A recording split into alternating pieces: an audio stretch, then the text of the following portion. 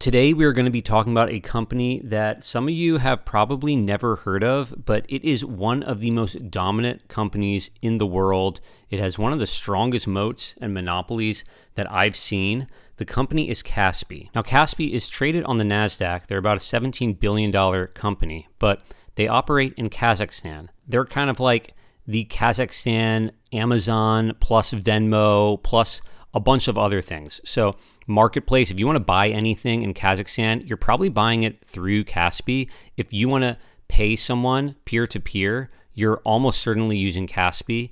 If you're buying something from a random merchant, you're probably using Kaspi to facilitate that payment. It used to be the case before Kaspi came along that Visa and MasterCard were absolutely dominant in Kazakhstan. But as you might know, Visa and MasterCard, they have about a 3% take rate. So when you buy something from a merchant, about 3% of that value of that transaction goes to the credit card company, goes to Visa and MasterCard. Well, Kaspi basically undercut that take rate. They went to merchants and basically said, hey, if you use us to process these payments, it won't be 3%, it'll be 1 to 2%. And that reduction in the take rate basically allowed Kaspi to dominate the payments marketplace. Now they also issue debit cards. People have bank accounts with Kaspi. If you want to buy plane tickets, you can do it through Kaspi. If you want to get a marriage license, you can do it through Kaspi. If you need a copy of your birth certificate even, you can get that through Kaspi. So this app is such an integral part of life in Kazakhstan. To compare it to something like Amazon is actually underselling it. And if we look at the fundamentals for the company, I'm just going to update my sheet here, bring in the most recent data. The company's growth has just been fantastic. You can see their revenue is up to about $6 billion US here. The margins are absolutely fantastic. We have over 50% operating margins. So the company is basically just printing cash. And one concern you might have is, well, if this app is so dominant in Kazakhstan, Kazakhstan only has a population of about 20 million people. How much further can the company grow if it's already being used by everyone? The thing is, even though Kaspi usage is close to fully saturated in Kazakhstan, they keep finding new verticals to enter into, like travel, for example, which wasn't something they were involved in at all until very recently. And now, if you want to buy a plane ticket or do anything like that, Kaspi is a dominant player in that market as well now. So they just keep on taking over new areas. Going through their most recent earnings report, they're growing revenue about 21% year over year and earnings 16%. So fantastic growth. The grocery sector is another area that they've just been taking over recently. You see they've had massive growth in grocery, large increases in customers in their banking division, which is also relatively new. Their marketplace segment, which is really more like an Amazon type segment, is up 20% in terms of the actual merchandise being sold year over year. Pretty much across the board, they're reporting excellent growth numbers. However, when they came out with this earnings report, they were down, I think, about 5 or 6% on the day. Yeah, I think they reported May 12th. It looks like, they were down about 8% on the day of this report. So why is that? Well, their guidance for the year, they're reporting that earnings are going to grow about 15% and that GMV is going to grow 15 to 20% year over year. And that's actually down a little bit from what they were reporting before. So that's one thing the market might not have liked, a slight slowing in growth. And also, right now, they're trying to expand into Turkey. So they recently acquired a Turkish bank, Rabobank, and they acquired not too long ago a large stake in Hepsiburada, which is a Turkish marketplace company.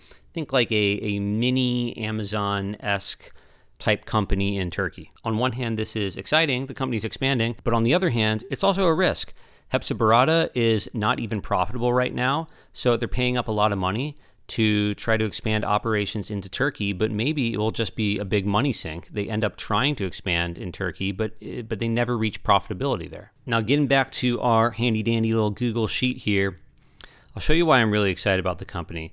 So I have some assumptions I put in about growth going forward, and I'll show you what I think that we can expect as far as a return on our investment if we invest in Kaspi today. Now, this isn't financial advice, and full disclosure, I do have a small position in this company. I'm considering increasing my position. I do have some reservations, but the numbers look really compelling. So the assumptions I made over the next 5 years is that revenue growth is going to be about 8%, annually. This is a pretty significant slowdown from where they are right now at 15%. So I don't think I'm being overly optimistic. I kept margins essentially where they are now. I pulled operating margin back a little bit. Right now, they're in sort of the mid 50%, mid-low 50%, and I pulled that back to 50. And I'm assuming this company trades for roughly an 8 times multiple 5 years from now, which is really nothing. Western companies that have as dominant of a market position as Kaspi are regularly trading for like 30 times multiples, if not more. I'm just giving them a multiple of 8, and if these assumptions come true, you could expect a 24% annualized return, meaning every year for the next 5 years for investing in this stock. That's roughly a triple over 5 years. So this would be fantastic, and I don't even think it's all that optimistic. As far as my more pessimistic and optimistic assumptions, in my bear case here, I have revenue growth growing at just 6% a year. Operating margin, let's actually pull that back to 45%. So operating margins cut back a bit. Cash flow margins cut back.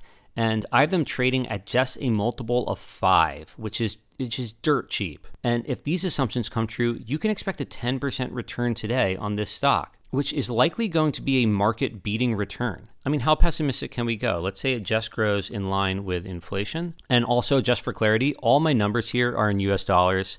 All the past numbers here, I've converted to US dollars at the sort of average exchange rate throughout that year. So these are all US dollars. Even if we give them a 4 times multiple, I just find it really hard to put in believable assumptions here and have us losing money over 5 years.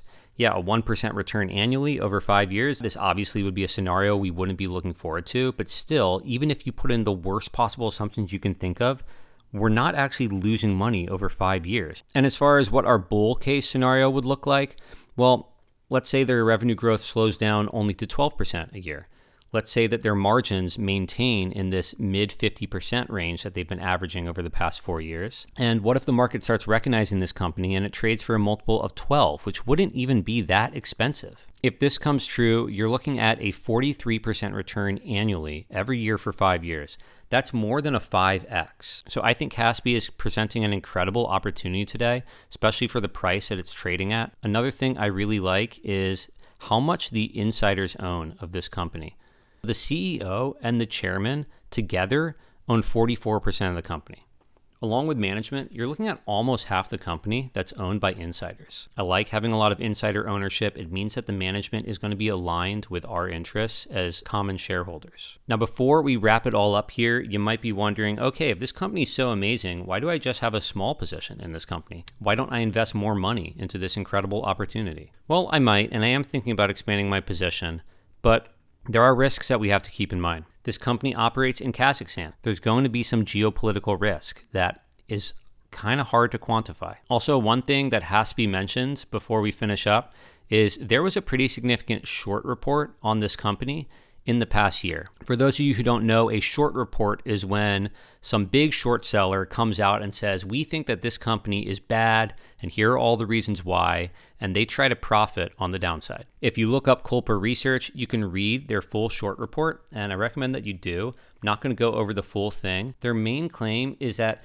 Kaspi is turning a blind eye to a large amount of Russian money that is flowing through their company, and that as a result of this, there could be sanctions coming their way. Kaspi responded to the report basically saying that this is bogus. Looking into it, I'm not sure how much weight I would put into this report. A lot of their claims seem to not really be supported by the evidence.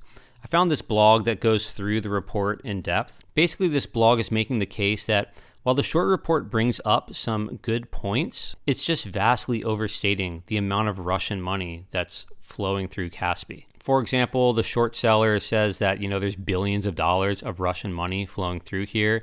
And Kaspi says that, only 2.8% of our deposits are from non-residents, people who don't live in Kazakhstan. Just had to mention that before we wrap up this video. I mean, that could be another reason why the price has sold off so much, why we're being given this great opportunity right now to buy the stock. Anyway, if you own this company or if you're looking at it, let me know what you think. Leave a comment down below. Do you agree with me? Do you disagree? Do you think that this is a great opportunity? If you're watching this video in the future and the price is different than it is today, you can see that if our base case comes true, these are the implied annual returns you would get for the next 5 years for owning the stock if you buy at different prices. So if the stock price drops to the mid 60s, you're looking at 30% every year for the next 5 years to buy the stock if these assumptions come true. You have to ask yourself, do you think that these are fair assumptions? Anyway, that's all for today. If you like this, subscribe to the channel, give me a like, let me know what you want me to analyze next, and I hope to see you in another video.